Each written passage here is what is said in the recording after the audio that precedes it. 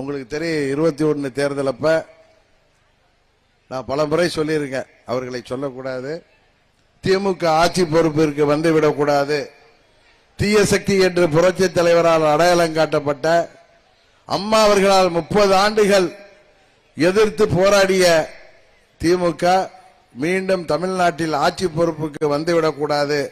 அதற்காக அம்மா மக்கள் முன்னேற்ற கழகம் தனித்து போட்டியிடக்கூடாது.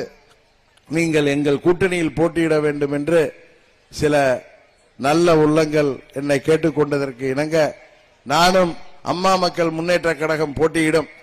கூட்டணியிலே பல கட்சிகள் இருப்பதால் எங்களுக்கு ஒரு 40 வேட்பாளர்கள், சிறந்த வேட்பாளர்களுக்கு அண்ணன் ரங்கசாமி போல, டேவிட் அண்ணாதுரை போல, வளர்மதி அக்கா போல, நம்ம தேர்போகி பாண்டி போல, முதுகுளத்தூர் முருகன் போல, தேர்தல் என்னாங்களே இந்த தலைவர்கள் போல, நம்ம முனுசாமி போல, இன்னும் எத்தனை பேர் சொல்லல, இது போல உள்ள வேட்பாளர்களுக்கு ஒரு 40 தொகுதிகளாவது எங்களுக்கு பெற்றுக் கொடுங்கள்.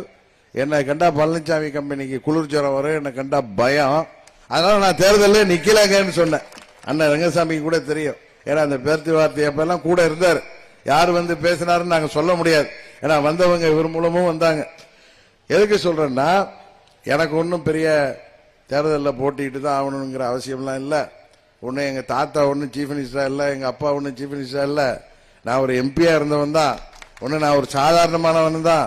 அம்மா அவர்கள் எனக்கு வாய்ப்பு கொடுத்தாங்க, நான் இருந்தேன். அம்மா அவர்கள் என்னை பேரவை செயலாளராக வச்சிருந்தாங்க, அமைப்பு செயலாளர் ஆக்குறாங்க, கழகத்தின் பொருளாளராக கொண்டு வந்தாங்க. பிறகு கட்சியை விட்டு நீக்கிட்டாங்க.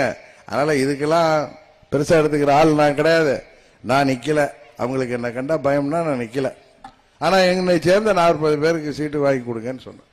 கூட்டணியில நிப்போம், நாங்க குக்கர் சின்னத்துல போட்டிடுவோம்.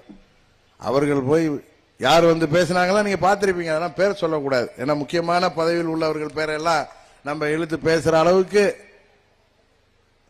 அது அரசியல் நாகரிகம் இருக்காது.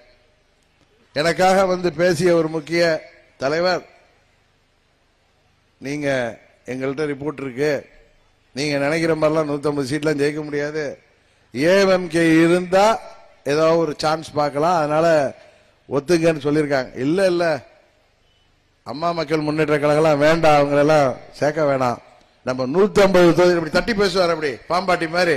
பாம்பாட்டி பழனிசாமி இப்படி ஆட்டி பேசியிருக்காரு. ஏன்னா அண்ணன் பன்னீர்செல்வம் கூட அப்ப சொன்னார், இல்லைங்க குறைந்தபட்சம் 80 தொகுதியில அவங்களால நம்மளுக்கு பாதிப்பு வரும், அதனால அவங்க வேணும்னு அன்றைக்கே அவர் சொன்னார். நிறைய முன்னாள் அமைச்சர்கள் அது தொலைக்காட்சி பேட்டிகள் எல்லாம் சொல்லியிருக்காங்க, உங்களுக்கு தெரியும். எதுக்கு இதை சொல்றேன்னா, அகம்பாவம் பிடித்த பழனிசாமி, மேடையில தவழ்ந்து வந்து காலை பிடித்து பதவி வாங்கிய பழனிசாமி, அது அவரே ஒத்துக்கிட்டாரு. நான் நீங்க என்ன சொல்லுவீங்க, நான் உழைத்து படிப்படியா உயர்ந்து பதவிக்கு வந்தேன்னு சொல்லுவாங்க. தவழ்ந்து தவழ்ந்து பதவிக்கு வந்தேன்னு அவர் வாயாலே வந்துட்டு. அந்த பழனிசாமி, ஊழலுக்காகவே பிறந்த பழனிசாமி என்ன சொன்னாரு, ஆஹா அதெல்லாம் வேணாம், நாங்க அவங்கள வேணா சேர சொல்லுங்க, கார்பரேஷன்ல பாத்துக்கலாம். நான் சொன்னேன், இவங்க கார்பரேஷன் லாரியில ஏத்திட்டு போறோம், அடுத்த ஆட்சி வந்ததும் ஆளை ஒழுங்குன்னு சொல்லிட்டு தமிழ்நாடு ஃபுல்லா நம்ம போட்டுக்கிட்டோம். நாம வெற்றி பெற முடியல. அண்ணன் பல ஆயிரம் கோடி செலவு செஞ்சிச்ச, இந்த பாகுபலி படம் எடுத்து 8,000 கோடி செலவு பண்ண மாதிரி பண்ணாங்களே, ஆட்சிய பொறுப்புக்கு வர முடிஞ்சிச்சா? ரெட்டையில இருந்துச்சு, புரட்சி தலைவர் கண்டெடுத்த வெற்றி சின்னம் இருந்தது, அவர்களால் ஆட்சி பொறுப்புக்கு வர முடிந்ததா? ஊழல் முறைகேடுகளால் ஈட்டிய பணம் இருந்தது, தொகுதிக்கு 100 கோடி 200 கோடி செலவு செய்தார்களே, ஆட்சி பொறுப்புக்கு வர முடிஞ்சிச்சா? ஏன் அதுக்கப்புறம் நடந்த நகர்ப்புற உள்ளாட்சியில, மாநகராட்சி தேர்தலில், பேரூராட்சி, நகராட்சியில ரெட்டையில இருந்துச்சு, எவ்வளவு செலவு பண்ணாங்க? ஏதோ நம்ம உதவியோட தேவக்கோட்டை நகராட்சியை பிடிச்சிருக்காங்க, அப்படிதானே? அங்க கூட நம்ம இவரு கண்ணனுக்காக, நகராட்சி பேர் என்ன, கமலக்கண்ணனுக்காக நம்ம ஒத்துக்கிட்டோம், இல்லைன்னா அதை கூட ஒத்துருக்க மாட்டோம். ஏன்னா அவங்க அண்ணன் பெரியப்பா பையன் சேர்மனார், சரிப்பா உடுப்பா நம்ம இவருக்காக, அவங்க அப்பாவுக்காக விடுவோன்னு சொல்லி விட்டோம்.